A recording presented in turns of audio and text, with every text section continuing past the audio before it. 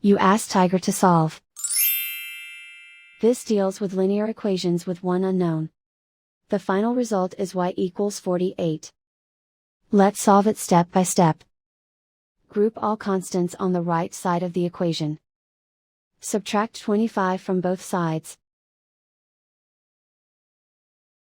Simplify the arithmetic.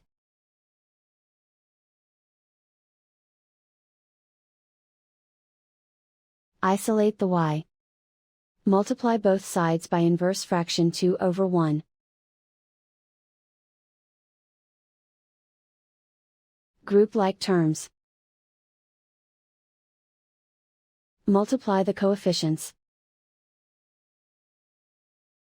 Simplify the fraction. Simplify the arithmetic. And so the final result is y equals 48.